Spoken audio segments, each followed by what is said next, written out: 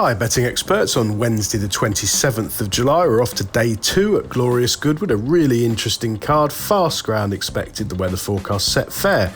We start off with our betting expert daily nap in the 3 o'clock. This is the Markle Molecombe Stakes, a 5 furlong Group 3, Class 1 for 2-year-olds only at £42,500 to the winner. A fascinating contest, a chance to compare the fillies and the colts at this top sort of level, and some really interesting form lines to compare. But I do think that Rocket Rodney of George Scott is by far the most compelling candidate. He's won 2 of his 4 career starts so far. He was extremely impressive over this course and distance earlier in the summer, and I think that's a big edge at Glorious Goodwood. Track experience. Last time out at Sandown, he took his form to another level 26 days ago and winning the listed Dragon Stakes in some style, travelling incredibly strongly and then sprinting up the hill in a manner that juveniles very rarely win like that at Sandown. I was very taken with him, and the form has been franked by the 3rd Eddie's Boy coming out and winning the Weatherby's Super Sprint since. So plenty in Rocket Rodney's favour here, and I'm confident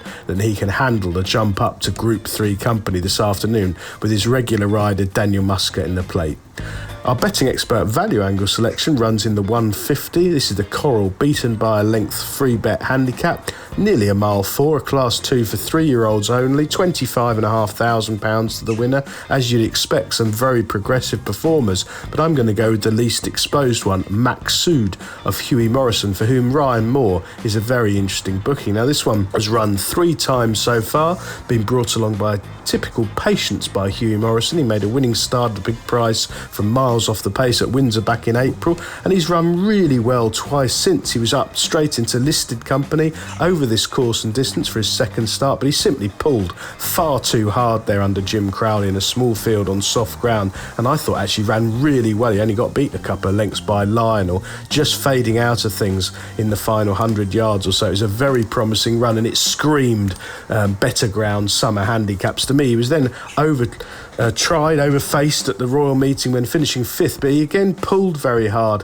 in that contest. The small field was no use to him again. He didn't settle at all. He was still pulling, turning for home, and I didn't think he was disgraced at all. Anyway, the net result of all that is an opening handicap mark of 99, which I think on form's about right, but he's got the potential that he'll drop the bit and settle in this bigger field handicap. They're bound to go a strong pace, given Mark Johnson's got several of the runners. They always get racing far too far out of Glorious Goodwood in these competitive handicaps, and I'm hoping Maksud will be ridden cold from off the pace by Moore and can swoop late. Best of luck on Wednesday, betting experts.